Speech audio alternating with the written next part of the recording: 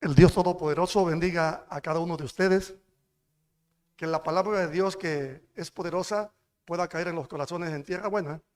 Y en esta mañana les deseamos de corazón que tengan un feliz, pero feliz sábado, muy bendecido donde quiera que usted se encuentre.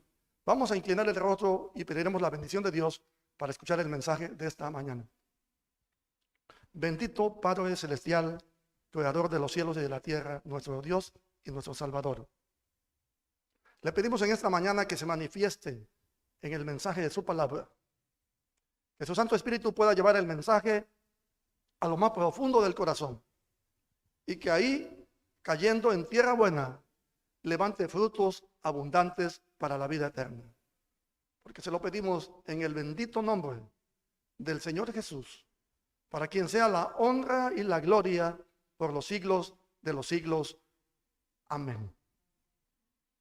Con mucha reverencia le voy a invitar a que vayamos a sus Biblias, a la palabra de Dios en el libro de Hechos, en el capítulo 1, y vamos a dar lectura a partir del versículo 6. Hechos, capítulo 1, lectura a partir del versículo 6. Dice a la letra así la palabra del Señor. Entonces los que se habían juntado le preguntaron diciendo: Señor, ¿restituirás el reino a Israel en este tiempo? Y les dijo: no toca a vosotros saber los tiempos o las sazones que el Padre puso en su sola potestad. Mas recibiréis poder cuando haya venido sobre vosotros el Espíritu Santo. Y me seréis testigos en Jerusalén y en toda Judea y en Samaria y hasta lo último de la tierra. Y habiendo dicho estas cosas, viéndolos ellos, fue alzado y una nube le recibió y le quitó de sus ojos. Estas son algunas de las últimas palabras que el Señor Jesús dirigió a sus discípulos estando en esta tierra. Cada uno de los apóstoles lo escribe de alguna manera, y Lucas, que es un historiador, un médico, hizo este recuento y dice que las últimas palabras del Señor Jesús fueron: van a recibir poder cuando venga el Espíritu Santo. Y estimados hermanos, amigos que nos acompañan, tanto aquí en la sala como en las plataformas digitales, quiero decirles que este versículo tiene un significado muy especial.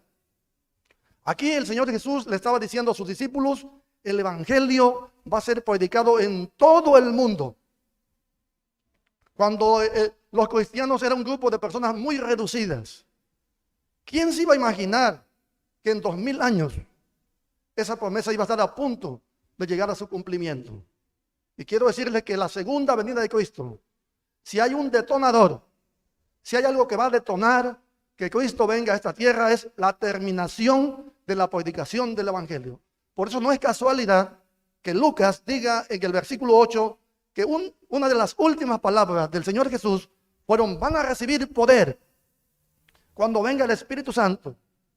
Y entonces me van a ser testigos en Jerusalén, en Judea y en Samaria, pero van a ir hasta lo último de la tierra. Es decir, de norte a sur, de este a oeste, hasta el último de rincón de la tierra, con el poder del Espíritu Santo, la palabra de Dios iba a llegar. ¡Qué desafío para la iglesia naciente de los apóstoles!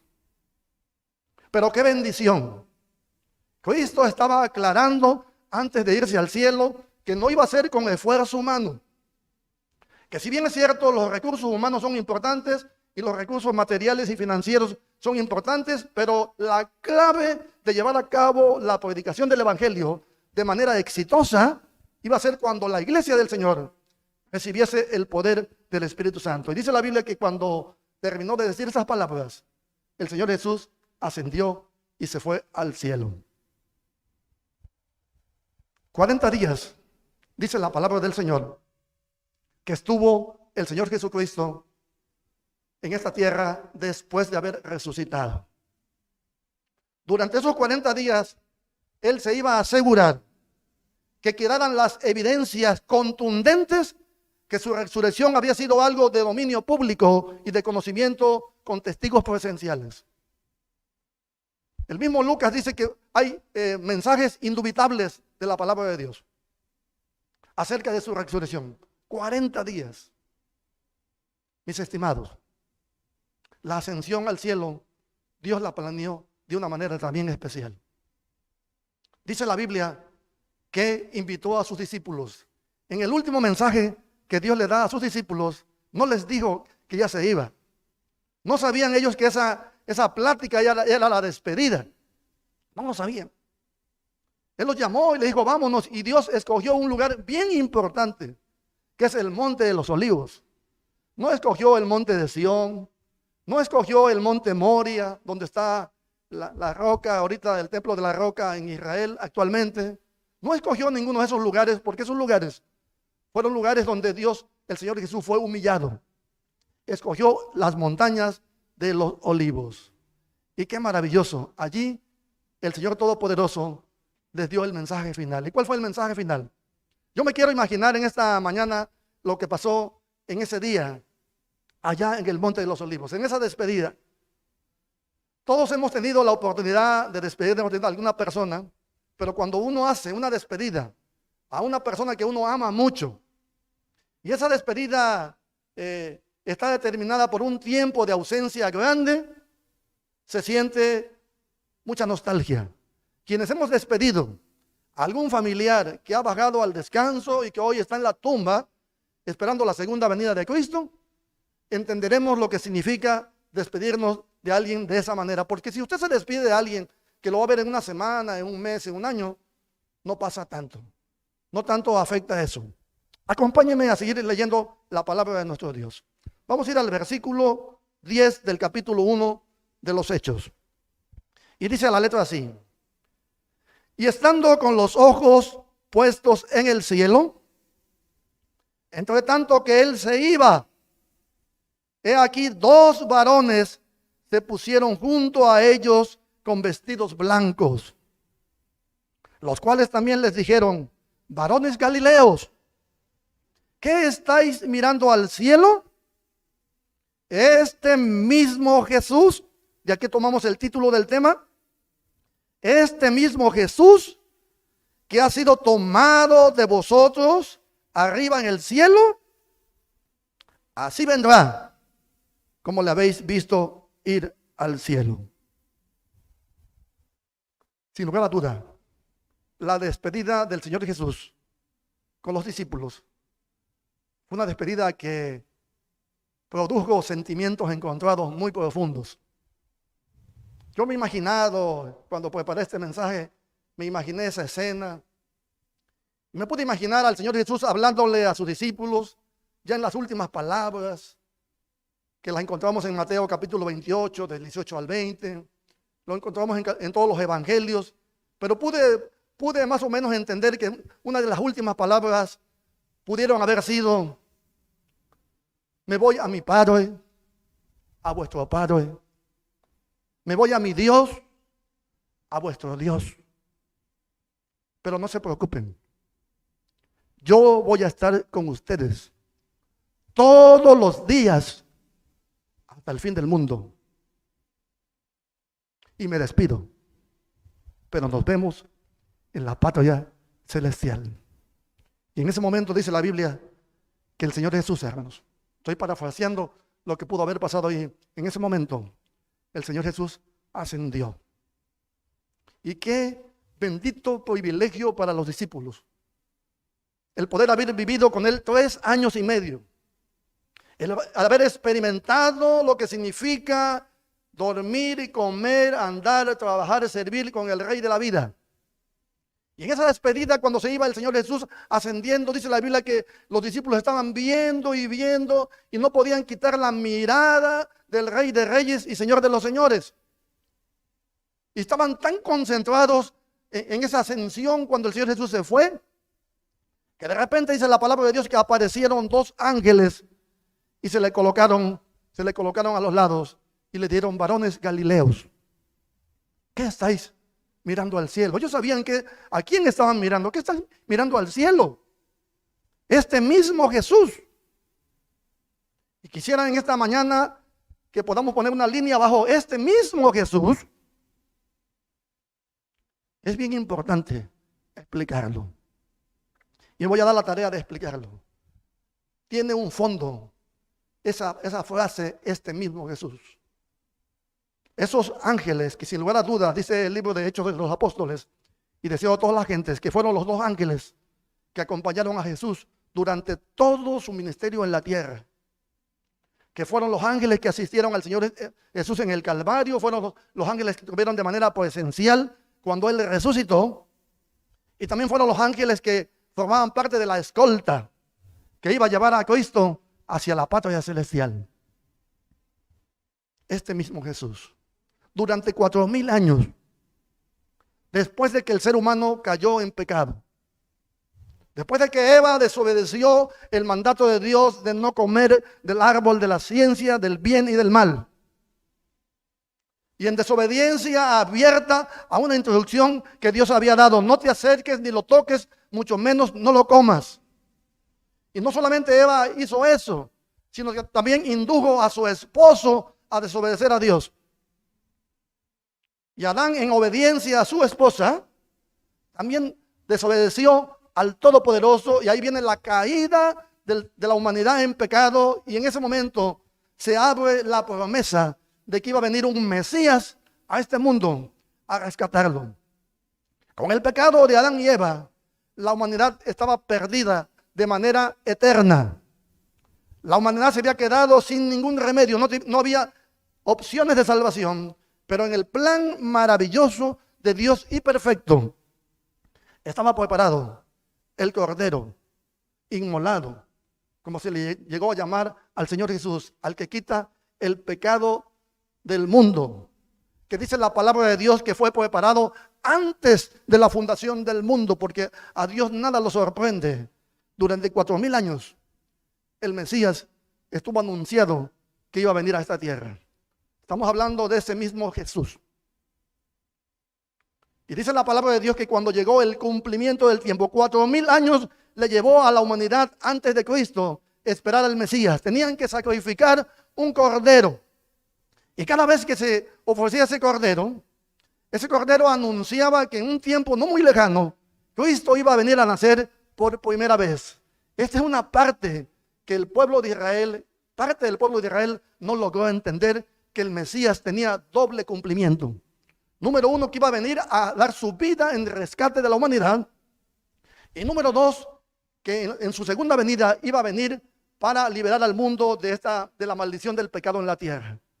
Hoy por hoy, gran parte del pueblo de Israel todavía está esperando al Mesías.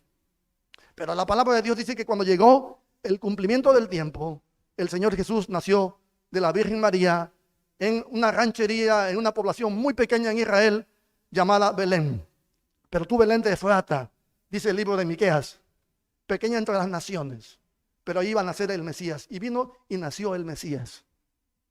Desde que el Mesías nació, Satanás, el enemigo de Dios, hizo una persecución dura para erradicar y para matar al Mesías. Y estimados, cuando estudiamos la palabra de Dios, desde el Génesis hasta el último libro del Antiguo Testamento, la Taná, como le llaman los judíos, podemos ver que durante todo ese tiempo el enemigo de Dios estuvo luchando por no dejar subsistir al posible Mesías. El enemigo de Dios trató de llevar al pecado a todos los seres humanos. Y todos los seres humanos hemos fallado menos Cristo Jesús. Y cuando Él nace, dice la palabra de Dios, el enemigo le dice a Herodes: ve y mata a todos los niños de Belén. El Dios Todopoderoso tuvo que sacar a su hijo, al Señor Jesús, liberarlo, lo mandó a Egipto para que no lo mataran. Durante toda su vida, 33 años, vivió el Señor Jesús en esa tierra, suficiente para cumplir y llevar a cabo el mensaje de salvación de los seres humanos. Pero durante esos 33 años, esta tierra lo trató mal. Esta humanidad lo trató muy mal. Se cumplió lo que dice Isaías capítulo 53. Despreciado y desechado entre los hombres, varón de dolores y experimentado en quebranto. La sociedad, el mundo contemporáneo de Cristo, del Señor Jesús, no vio nada bueno. No vio nada bueno en un ser humano, en Cristo encarnado, porque nació en una población muy pequeña. Después de ahí lo condenaron, fue crucificado, pero alabado sea Dios, que resucitó y ascendió al cielo. Este mismo Jesús. ¿Y por qué este mismo Jesús? La Biblia nos explica que el enemigo de Dios tiene el objetivo de que los seres humanos se pierdan. La palabra de Dios dice que solamente hay uno que salva a los seres humanos y es Cristo Jesús. El apóstol Pedro, inspirado por el Espíritu Santo, dijo: porque no hay otro nombre debajo del cielo dado a los hombres en que podamos ser salvos, solamente en Cristo. Y el Señor Jesús, estando en la tierra, también dijo: yo soy el camino, yo soy la verdad y soy la vida. Nadie puede venir al Padre si no es por mí. Del Señor Jesús depende nuestra salvación. Y Juan, en el capítulo 3, versículo 16, inspirado también por el Espíritu Santo, dijo: porque de tal manera amó Dios al mundo, que dio a su Hijo unigénito, para que todo aquel que en él cree no se pierda, sino que tenga vida eterna. Y sabiendo el enemigo de Dios que la salvación está en el Señor Jesús, a lo largo de la guerra que tiene el mal contra el bien, él va a luchar para que a Cristo se le predique de una manera incorrecta. Él va a luchar para que a Cristo se le presente de una manera espuria, de una manera falsa, de una manera no funcional. Es por eso que ellos aclararon aquí este mismo Jesús. Y estimados, si hacemos un recuento en la historia de los 4000 años antecedentes de la primera venida del Mesías a la tierra, vamos a encontrar en la historia que el enemigo de Dios levantó falsos mesías en el tiempo antiguo. Entre ellos hubo uno que se llamó Tamuz. A ese lo levantó Satanás antes de que Jesucristo naciese en Belén. Se anticipó, el enemigo iba a llevar la contra al mensaje de Dios. Y ese Tamuz iba a hacer competencia en todo el oriente y lo ha logrado hasta el día de hoy. El Señor Jesús, estando en la tierra, también dijo: tengan mucho cuidado, porque van a venir muchos en mi nombre. Muchos van a usar mi nombre y a muchos los van a engañar. La arma más poderosa que ha usado el lucero de la mañana, Lucifer, Satanás, para que quede claro, para perder a la humanidad, se llama presentando a un Cristo espurio, a un Cristo no bíblico, a un Cristo falso, a un Cristo que no transforma a los seres humanos. Pero por eso es bien importante entender que los ángeles, esos varones eran 2 ángeles, dijeron: este mismo Jesús. ¿Y a cuál ese Jesús se refirieron? A Jesucristo, el Creador, el Eterno, el que vive por los siglos de los siglos. ¿A cuál Jesucristo se refirieron?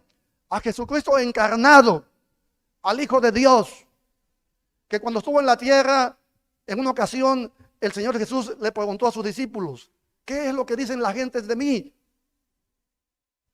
Él ya sabía lo que decían de él. ¿Qué dicen? ¿Qué piensan? ¿Qué dicen? ¿Quién soy yo? Y dice la palabra de Dios que los discípulos contestaron: bueno, algunos dicen que puede ser Elías, otros dicen que puede ser Jeremías, otros dicen que puede ser por ahí algún profeta.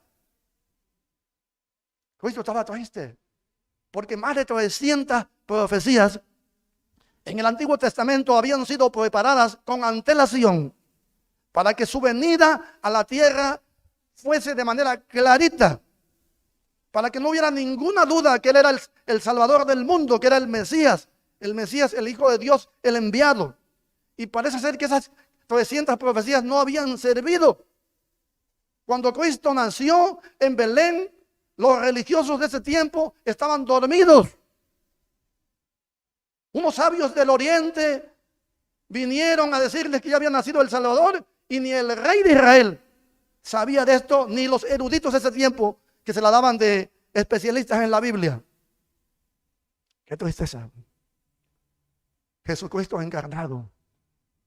Jesucristo había nacido como la Biblia lo había encomendado, y el diablo había luchado y atacado para eclipsar ese mensaje de Cristo. Dice la palabra de Dios: grande es el misterio de la piedad. Dios fue manifestado en carne, fue visto de los hombres y fue glorificado en el Espíritu. Cristo tenía que hacerse carne. Era la única manera para que los seres humanos pudiésemos ser salvos. A ese Jesucristo se refería. Pero el diablo ya había levantado falsos mesías. Y a través del tiempo va a levantar falsos mesías. Y hoy actualmente él quiere que el mundo siga a un Cristo, pero no el Cristo de la Biblia. Dijimos al Cristo el eterno, al creador, al que hizo el universo con el poder de su palabra, al Cristo encarnado, al Hijo del Hombre, al que se humilló a sí mismo y tomó nuestra naturaleza para que por su vida que él vivió en esta tierra seamos nosotros salvos, pero también a Cristo crucificado, pero también a Cristo resucitado y ascendido al cielo. Pero también se refiere a Cristo, el intercesor, allá en el trono de la gracia. El apóstol Pablo, inspirado por el Espíritu Santo, en el libro de Romanos, en el capítulo 8, versículo 34, dice: ¿quién es el que condenará? Cristo es el que murió, pero aún también resucitó. El que está a la diestra del Padre, el que también intercede por nosotros. ¿A cuál mismo Jesús se refiere? También se refiere a Jesucristo, el Rey de Reyes y el Señor de los Señores, el que el apóstol Juan en una visión, en la visión de Patmos, dijo: he aquí que viene en las nubes y todo ojo le verá. Hablar del Señor Jesucristo, poder espaciar nuestra mente en el plan de la salvación, será el canto de los redimidos cuando estemos en la patria por la eternidad. Porque el amor de Cristo, el amor de Dios, la comunión del Espíritu Santo, lo que la deidad ha hecho para que los seres humanos podamos tener acceso a entrar a la patria celestial, no se puede encuadrar en palabras. No hay palabras que alcancen a explicar eso. Y estos personajes, estos ángeles, le dijeron: este mismo Jesús. A partir de ahí los discípulos iban a entender lo que también usted y yo entendemos. Cuando un familiar, nuestro padre, nuestra madre, un hijo, un amigo baja al descanso, ya no está con nosotros, empezamos a percibir lo que significa tener la compañía de alguien. A todos nos ha pasado, y al que no le ha pasado va a llegar el momento que le pasará. Los discípulos aquí van a entender todos aquellos reclamos, aquellas cosas que le hacían al Señor Jesús. Ahora ya se habían quedado solos, ellos estaban viendo hacia el cielo, no querían dejar la mirada hacia el cielo, estaban tristes, estaban también contentos porque Cristo había ofrecido la victoria a la iglesia. A ese Cristo se refería. Pero mis estimados, quisiera hacer un paréntesis aquí. El enemigo de Dios ha infiltrado al cristianismo a lo largo de toda su historia. Con los discípulos infiltró a Judas. Y aunque Cristo sabía que Judas lo iba a traicionar, aunque Cristo sabía que Judas extraía dinero de la bolsa de tesorería de ellos, en el amor inmenso que Cristo tiene hacia los pecadores, que Él actúa diferente a como actuamos los seres humanos, permitió. Y todavía en los últimos días de vida del Señor Jesús en la tierra, el deseado de toda la gente dice que Él fue el primero que el Señor Jesús le lavó los pies. Cristo lo quiso alcanzar, porque de tal manera amó Dios al mundo. Pero cuando el enemigo de Dios, Satanás, vio que el evangelio de Cristo, recibiendo el poder del Espíritu Santo, comenzó a evangelizar todo Jerusalén. Evangelizar a Jerusalén en el tiempo de los apóstoles era una dinamita, era el lugar más peligroso para predicar. Y Cristo le dijo: van a empezar a predicar en Jerusalén. Me van a ser testigos en Jerusalén. Y estimados hermanos, la iglesia de los apóstoles, estimados amigos que nos acompañan, la iglesia de los apóstoles, con el poder del Espíritu Santo de Dios, con el ánimo de haber sido testigos presenciales de 3 años y medio de ministerio del Señor Jesús, de haber sido testigos de la resurrección poderosa del Señor Jesús, de haberlo podido tocar, porque lo pudieron tocar. Cristo estuvo 40 días, ya no estuvo de manera permanente con ellos, pero de manera intermitente se les aparecía, hablaba. Es más, les dio el lujo de poder comer con ellos. Dice la Biblia que todavía se comió un pescado con ellos. Que por cierto tuvimos la experiencia de estar en ese lugar que dicen que ahí fue en Israel y también dicen que una de las mojarras que probamos allá fue una similar a la que en el tiempo del Señor Jesús se comieron en un lugar que visitar la tierra de Israel es un lugar que para los que estudiamos la Biblia nos trae sentimientos encontrados donde podemos constatar que lo que dice la Escritura es real, que están las evidencias hasta el día de hoy en esos lugares. El Señor Jesús comió con ellos y hubo un apóstol incrédulo llamado Tomás, que cuando a él le platicaron, le dijeron, mira, ya la tumba está vacía, él ya resucitó, ya lo vimos, ya nos habló, ya se apareció, él es, todos le dijeron, ya lo vimos, ya. Él dijo, a mí, yo hasta que no lo toque, hasta que no le meta mis dedos en las heridas de sus manos, hasta que no palpe el costado atravesado por la lanza, yo no voy a creer. La palabra de Dios dice que el Señor Jesús, a ese incrédulo, hermanos, Dios ama a los incrédulos. No estoy de acuerdo en la incredulidad, pero Dios ama a los incrédulos también. Ama a los pecadores, ama al homosexual, ama a la prostituta, ama al ladrón, ama a todos los seres humanos. No comparte ni está de acuerdo con esas actuaciones, porque esas actuaciones son el resultado de vivir lejos de Él. Él trata de redimir a todo el pecador y se le apareció ese día y a Tomás le dijo, mira Tomás, ven para acá. Y cuando Tomás se dio cuenta que era Jesucristo, llegó y se tiró al piso y le dijo, Señor mío, Dios mío. Y le contestó el Señor Jesús, le dijo, Tomás, ¿tú por qué has visto? Porque el Señor Jesús le dijo, Tomás, ven para acá, quiero que metas tus dedos. Y esto es bien significativo, estimado amigo que nos acompaña en la transmisión, hermanos que nos acompañan aquí en la nave. Esto es bien significativo. Ven y mete tus manos en las heridas de mis manos. Toca mi costado. Tomás cayó en el piso y le dijo, Señor mío, Dios mío. Cristo le contestó, Tomás, ¿por qué has visto? Has creído. Más bienaventurados los que no vieron y creyeron. Las heridas que el Señor Jesús tiene en sus manos, sus pies lacerados, las heridas de la cabeza, de la corona, la lanza que traspasó el cuerpo del Señor Jesús, serán huellas para toda la eternidad, hermanos. Cuando aquí los ángeles dijeron, este mismo Jesús, se está refiriendo que cuando estemos en la patria celestial, cuando podamos verlo cara a cara, cuando podamos convivir con Él, y cuando Él levante las manos, ¿qué va a pasar con las manos? Veremos las heridas que nuestros pecados, que nosotros causamos por nuestros pecados y por nuestra desobediencia. Sus pies quedaron así, dañados por la eternidad. Solamente quedaron las cicatrices de ese mismo Jesús. Es un mensaje personal, pero también sigue diciendo en el mismo versículo, aquí estoy, voy a volver a leer con ustedes, el versículo 11, los cuales también le dijeron, varones Galileo, ¿qué estáis mirando al cielo? Este mismo Jesús que ha sido tomado de vosotros arriba en el cielo. Fíjense, así como la habéis visto ir, así vendrá. Este es otro mensaje contundente para la iglesia de los últimos días. La segunda venida de Cristo es la nota tónica. Es el mensaje principal de la iglesia de Jesucristo en esta tierra. Y así como Cristo se fue de manera visible, los discípulos lo vieron. Cuando Él venga en gloria, su venida también va a ser visible. Estimados, hay corrientes hoy en el cristianismo que hablan de un rapto secreto. Hay corrientes hoy en el cristianismo que hablan de un Cristo que ya está en la tierra, que desde 1914 ya está aquí en la tierra, pero que solamente, eso lo dicen algunas iglesias cristianas, que solamente se le puede ver con el ojo de la fe.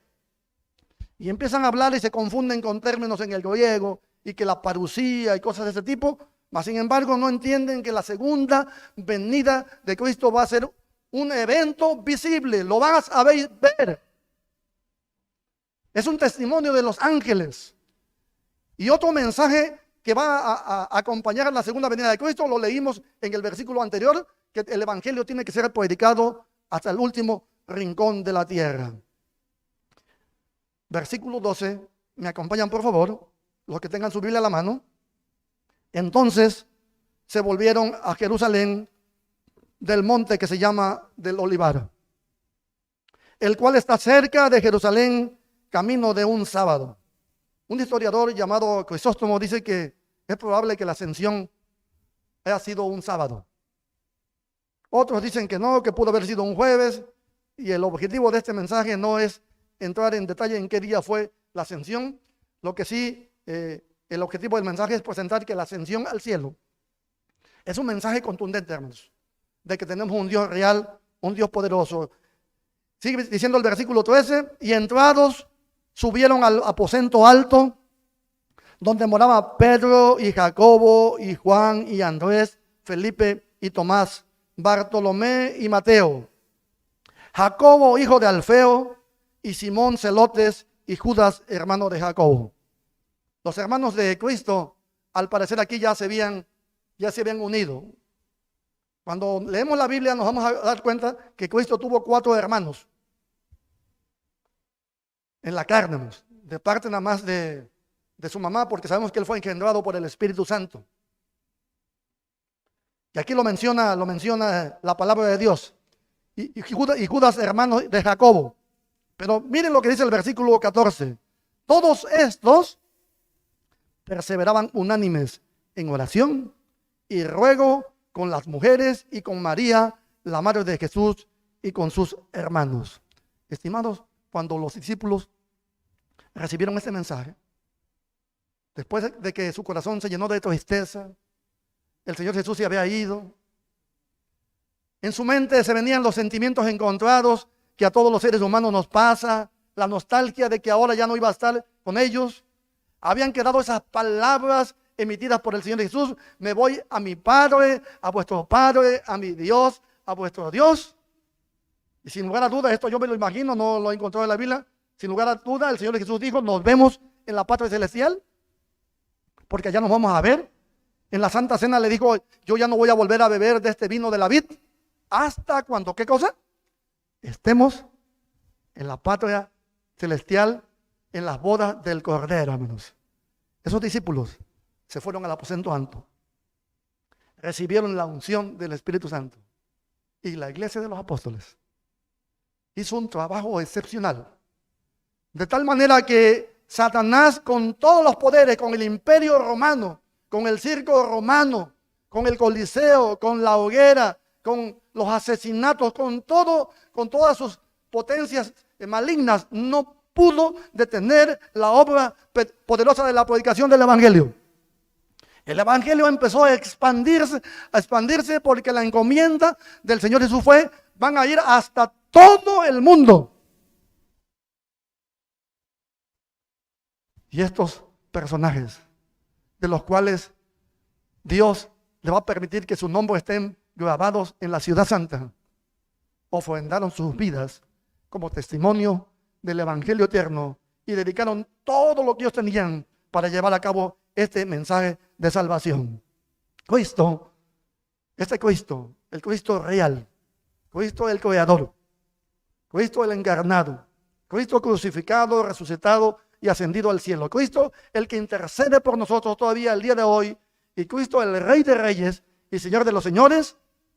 El apóstol Pablo, inspirado también por el Espíritu Santo, en el libro de Hebreos, en el capítulo 13, en el versículo 8, dejó escrito: porque Jesucristo es el mismo, ayer, hoy y por los siglos de los siglos.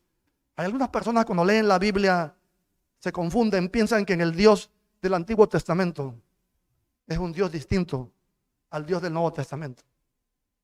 Algunos movimientos cristianos hablan y piensan que la manera de salvar en el Antiguo Testamento era de una manera y en el Nuevo es de otra manera, y que en el tiempo antiguo era más duro y que ahora es más amor. No han logrado entender que Dios no cambia. Cristo es el mismo ayer, hoy y por los siglos de los siglos. ¿Y a qué se debe esto? A que el enemigo de Dios ha tratado a lo largo de todos los tiempos, estimados, de tergiversar el concepto del Señor Jesucristo. Hoy por hoy el nombre del Señor Jesucristo muchos lo manejan de una manera muy superficial y muy irrespetuosa. Se dirigen a Él como si fueran un ser humano común y corriente. A menudo escucho personas que se refieren a Cristo, a Jesús, como si fuera cualquiera. Ojalá alguien de nosotros, como si fuera alguien inferior a nosotros. No se le dirigen de manera respetuosa. Yo aprendí del apóstol Pablo a esmerarme en dirigirme cada vez que me dirija a Él con el mayor respeto, hermanos. Tanto en el fondo, o sea, desde el corazón, como en la forma. Yo recuerdo cuando el apóstol Pablo, el mayor perseguidor del cristianismo, de la era de los apóstoles, en el camino a Damasco, cuando iba en el camino a Damasco, cuando iba como objetivo de seguir acabando con la iglesia de Cristo, querían desaparecer el cristianismo, el Señor Jesús de manera personal se le interpuso en el camino a Damasco. Y se vino abajo y todo su séquito con él iba, cayeron porque el resplandor de la gloria de Cristo glorificado no pudo dejar que él tuviera en el caballo y cayó al piso. Si no hubiera metido la mano, Dios queda ciego o se muere. Y cuando le habló el Señor Jesús, le dijo: Saulo, Saulo, ¿por qué me persigues? Le contestó ese hombre, un estudioso de la Biblia, un religioso disciplinado, estricto: Señor, ¿quién eres tú? ¿Quién eres? Y él le contestó: yo soy Jesús, a quien tú persigues. Si usted registra los escritos del apóstol Pablo, se va a dar cuenta que a partir de ahí, cuando le dijo: Señor, ¿qué quieres que yo haga? A partir de ahí va a entender que la vida del apóstol Pablo fue una vida entregada al servicio del Señor Jesús. Y estimados, en esta mañana, yo quiero decirle que el Señor Jesús es el único que nos puede salvar. Es el único que nos puede transformar. Ese que se fue allá en el Monte de los Olivos, ascendió, quien dio su vida en la cruz del Calvario, quien resucitó victorioso y que hoy intercede por nosotros en el trono de la gracia, es el que en esta mañana quiere entrar en nuestras vidas y nos quiere transformar. En esta mañana quiero decirles que nos estamos acercando al cumplimiento de esa promesa, que se presenta de manera recurrente en la palabra de Dios, pero que si lo basamos en la parte de la Escritura que acabamos de leer, del capítulo 1 de Hechos de los Apóstoles, podemos ver que los ángeles le dijeron: varones galileos, ¿por qué estáis mirando al cielo? Este mismo Jesús, de carne y hueso, con las heridas en las manos, en los pies, en el costado, las heridas en la cabeza, solamente que glorificado, así como lo habéis visto ir, así vendrá. Estamos a punto de ver cumplir esta promesa, hermanos.